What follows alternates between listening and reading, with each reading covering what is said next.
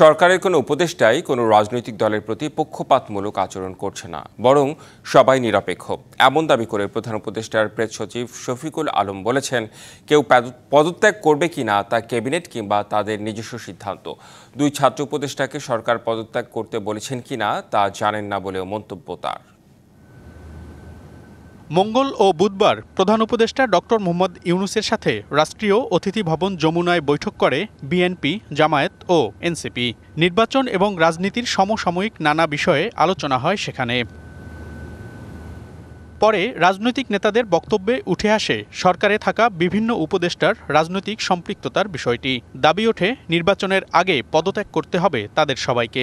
সরকারের মধ্যে যদি কোনো দলীয় লোক থেকে থাকেন তাকে অপসারণ করার জন্য আমরা দাবি জানিয়ে এসেছি।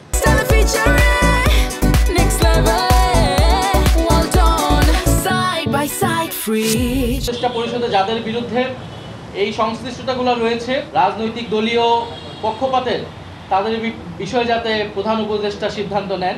ডিবিসি নিউজকে দেয়া সাক্ষাৎকারে প্রধান উপদেষ্টার প্রেস সচিব শফিকুল আলম জানান, সরকারে থাকা কোনো উপদেষ্টারই রাজনৈতিক পক্ষপাতিত্ব নেই। আমার তো মনে হয় না যে বা আমরা দেখছি না কোনো উপদেষ্টা রাজনীতিক কোনো কার্যকলাপ করছেন। তারা তাদের অর্পিত দায়িত্ব তারা পালন করছেন, তারা তাদের কাজগুলোই করছেন এবং তারা খুবই নিউট্রালি তাদের দায়িত্ব পালন করছেন।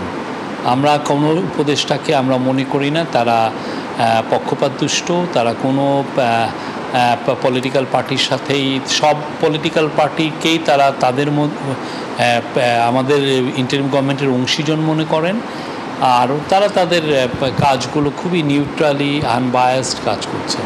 দুই ছাত্র উপদেষ্টাকে সরকার পদত্যাগ করতে বলেছে কিনা এমন প্রশ্নের জবাবও দেন প্রধান উপদেষ্টার প্রেস সচিব। আমি এরকম কিছু শুনি নাই, এ বিষয়ে আমি জানি না। এটা ক্যাবিনেট তাদের ডিসিশন, কখন কি ডিসিশন নেয়, আমরা যখন যেটা ডিসিশন নেয় সেটাই আপনাদেরকে আমরা জানাই। সোফার এই বিষয়ে আমাদের কাছে কোনো ডিসিশন নাই।